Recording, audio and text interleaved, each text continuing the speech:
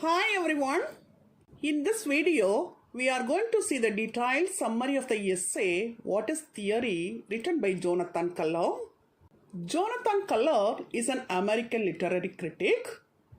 He is the professor of English and Comparative Literature at Cornell University. He was born on October 1st, 1944 in Cleveland, United States of America. He completed his Bachelor of Arts in History and Literature in Howard University in 1966. He completed his B.Phil in Comparative Literature in 1968 and D.Phil in Modern Languages in 1972 at St. John's College, Oxford University. From 1974 to 1977, he worked as university lecturer in French. He served as a visiting professor of French and Comparative Literature at Yale University in 1975. In 1988, he worked as the president of the Semiotic Society of America and from 1999 to 2001 as president of the American Comparative Literature Association. From 2013 to 17, he served as the secretary of the American Council of Learned Societies. In 2016-17, he was the chair of the New York Council for the Humanities. From 1971 to 1974, he was married to the poet Veronica Forrest Thompson, and now he was married to Cynthia Chase, the deconstructionist critic. Currently, he is working as a professor of English and Comparative Literature Emeritus at Cornell University.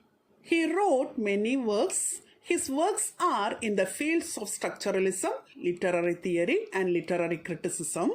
He is a living writer. Now he is 79 years old. Now let's see the detailed summary of the essay, What is Theory, written by Jonathan Culler. Generally, theory means an account of anything than an activity, something you do or don't do. And the literary theory means systematic account of the nature of literature and of the methods for analyzing it. There are two directions for the term theory. They are, the first one is the theory of relativity, an established set of propositions, and the second one is the most ordinary use of the word theory. In this essay, Culler says that theory signals speculation. A theory is speculation that might not be affected by what anyone says, an explanation whose truth or falsity might be hard to demonstrate. It is an explanation that is not obvious. It requires theoretical acumen to conclude. Then he says about factors of a theory. He says that a theory must be more than a hypothesis. It can't be obvious. It involves complex relations of a systematic kind among a number of factors, and it is not easily confirmed or disproved. Under theory as genre, Culler says that theory in literary studies is not an account of the nature of literature or methods for its study. It is a body of thinking and writing whose limits are exceedingly hard to define. Here he mentioned a philosopher named Richard Rorty. Richard Rorty speaks about mixed genre that began in the 19th century. Mixed genre is a new kind of writing. In this genre, many aspects like evaluation of the relative merits of literary productions, intellectual history, moral philosophy, and social prophecy all mix together. Since 1960s, writings from outside the field of literary studies have been taken up by people in literary studies. Writings about everything under the sun is considered theory.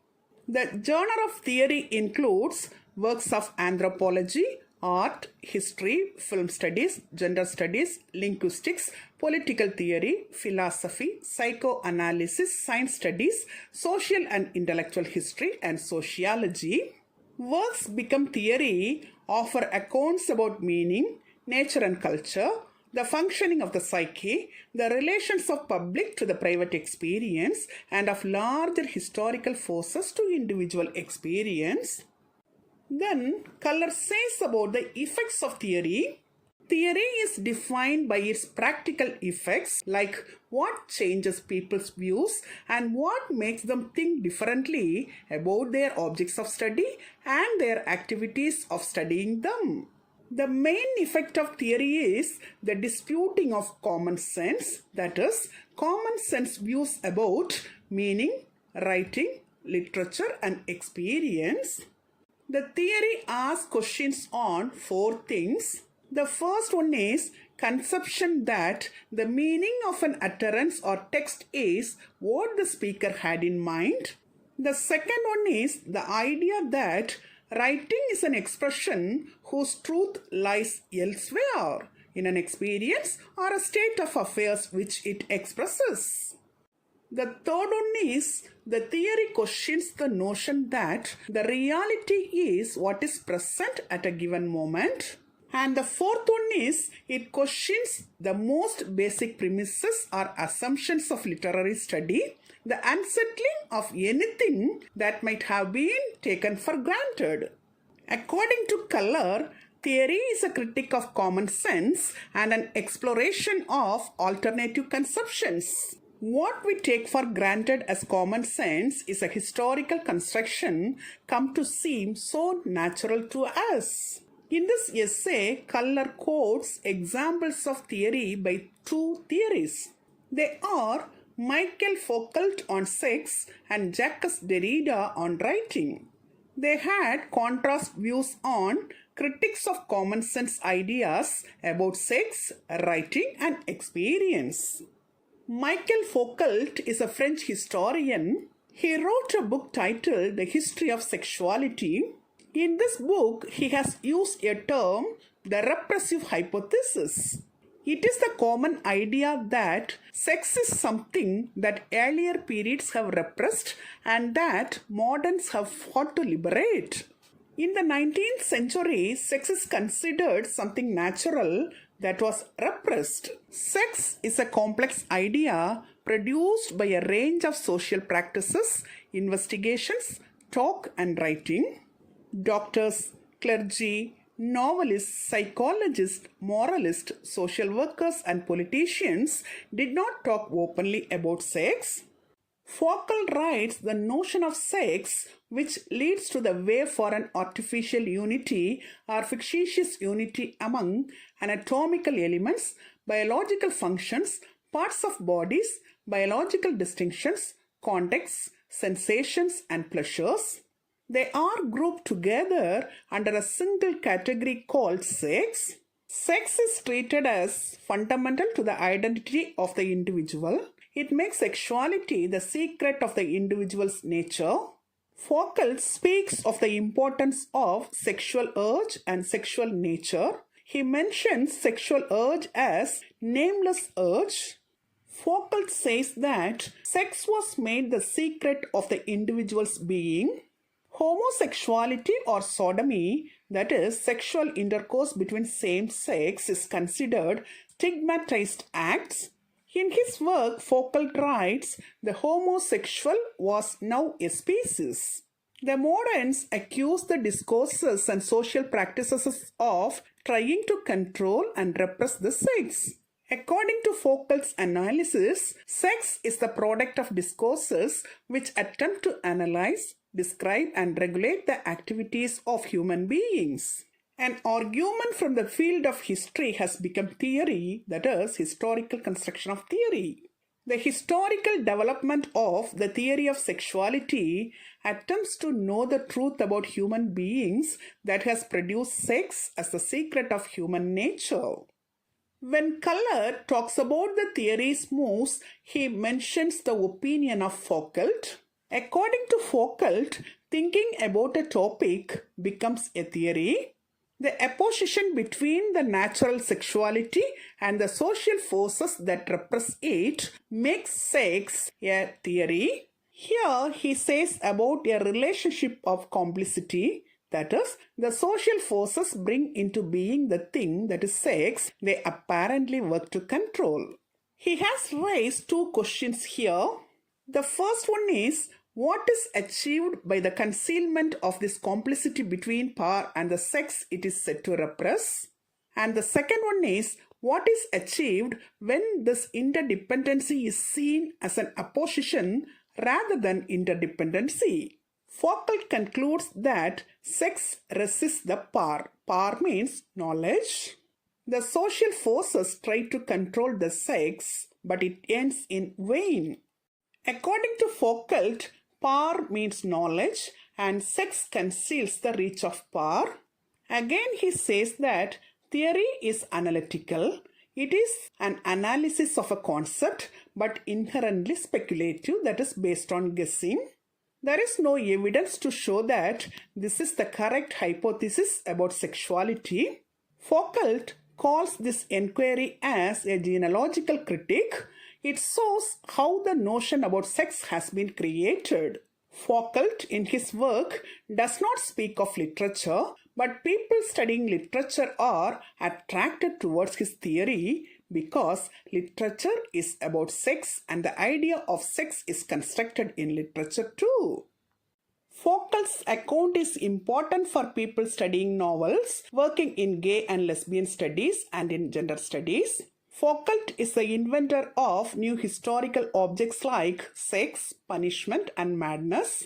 According to him, historical constructions have shaped things we take for granted. Foucault's works encourage us to look at how the discursive practices of a period, including literature, may have shaped things we take for granted. Then Culler mentions about the theory of Derrida on writing. Jacques Derrida is a French philosopher. He has discussed the Confessions of Jean-Jacques Rousseau. Rousseau is an 18th century French writer. In his work Confessions, Rousseau discussed about writing and experience. Here, Derrida quotes the views of Rousseau in his writing. At first, let us see the tradition of Western philosophy. Western philosophy distinguished reality from appearance, things themselves from representations of them, and thought from signs that express it.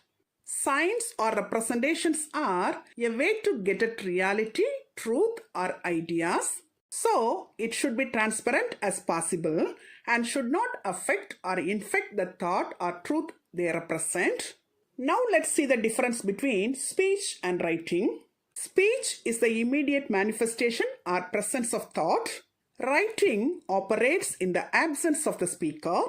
It is treated as an artificial or derivative representation of speech. It is a potentially misleading sign of a sign. Rousseau, who follows this Western tradition, writes that languages are made to be spoken. Writing serves only as a supplement to speech. Rousseau calls writing as a mere addition. It is an inessential extra, a disease of speech. According to him, writing consists of signs that introduce the possibility of misunderstanding, since they are read in the absence of the speaker who is not there to explain or correct. Rousseau's works treat writing to compensate for the flaws in speech, the possibility of misunderstanding. Confessions is a work written by Rousseau in which he writes the notion of the self as an inner reality unknown to society.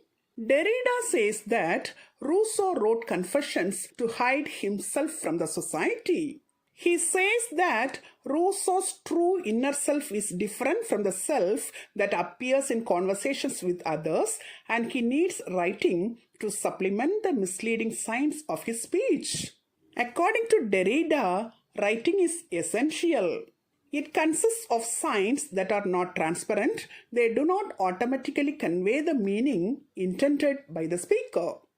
So, writing is open to interpretation according to Derrida. He says about the logic of supplementarity. He says that logic is a structure of supplements. They are speech and writing. Thoughts need a supplement, that is speech, and speech needs a supplement, that is writing. Rousseau needs writing because speech gets misinterpreted, and he needs signs because things themselves don't satisfy. Rousseau, in his Confessions, describes his love for Madame de Warens, whom he called Mammon. In this work, he shares his memories of her in her absence and in her presence. In Warren's absence, Rousseau used some objects like bed, curtains, furniture, and floor to feel her presence. These objects function in her absence as supplements or substitutes for her presence. Warren's herself is a substitute for the mother of Rousseau, whom he never knew. Here, Derrida talks about the need for supplements, that is, supplementary mediations. He says that everything begins with the intermediary. To feel the presence of things in their absence, intermediaries are necessary. According to Derrida, the idea of the original is created by the copies and the original is always deferred. He says that the reality is something present. The original was something that was once present. Experience is always mediated by science. The original is produced as an effect of science of supplements. Then Derrida talks about the processes of signification. He says that life itself is suffused with signs made by processes of signification. In writing, reality is prior to signification. Then he mentions about dangerous supplement. The absolute present refers to nature and living creatures. In writing, for absolute presence, we use supplements and substitutional significations. In writing, the natural presence disappears. In his theory of writing, Derrida stresses the need for mediations and supplements. He says that series of supplements pave the way for the emergence of a law, that is theory. Now let's see the difference between Foucault and Derrida in their theories. Foucault and Derrida are post-structuralist, but they differ in their theories. Foucault theories on sex and Derrida's theories on writing. There are 4 differences between their theories. Now let's see them one by one. The first one is Derrida offers a reading or interpretation of text, identifying a logic at work in a text, but Foucault's claim is not based on text. He offers a general framework for thinking about text and discourses in general. The second one is Derrida's interpretation shows the extent to which literary works themselves are theoretical. For example, Rousseau's Confessions. They offer explicit speculative arguments about writing, desire, and substitution or supplementation. They guide thinking about these topics in ways that they leave implicit. But Foucault shows us not how insightful or wise texts are, but how far the discourses of doctors, scientists, novelists, and others create the things they claim only to analyze. The third one is Derrida shows how theoretical the literary works are, but Foucault shows how creatively productive the discourses of knowledge are. The last one is Derrida claims to tell us what Rousseau's texts say or show. So the question that arises is whether what Rousseau's texts say is true. But Foucault claims to analyze a particular historical moment. So the question that arises is whether his large generalization hold for other times and places. Till now, we have seen the differences between the theories of Foucault and Derrida. Now let us see what is common between their theories.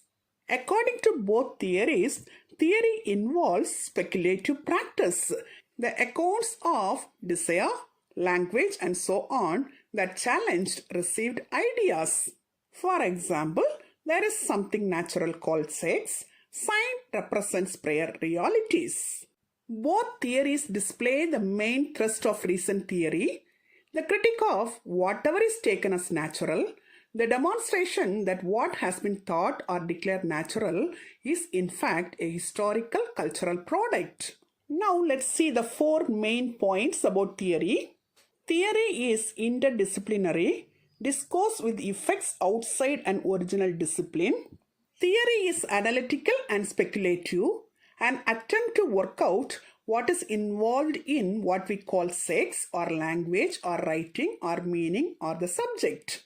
Theory is a critique of common sense of concepts taken as natural, and theory is reflexive, thinking about thinking, inquiry into the categories we use in making sense of things in literature and in other discursive practices. Finally, in this essay, Culler says that theory is intimidating, it is endless, it is not something that you could ever master, not a particular group of texts you could learn so as to know theory.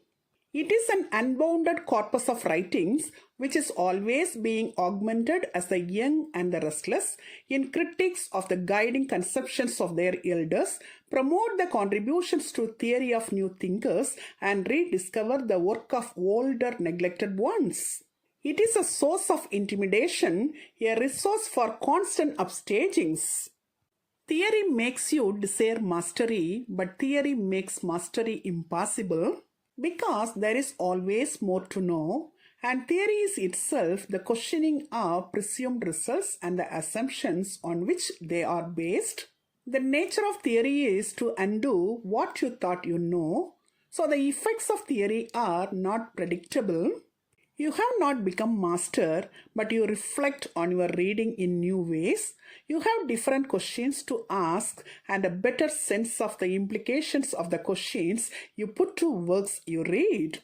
Thus, Jonathan Culler concludes this essay.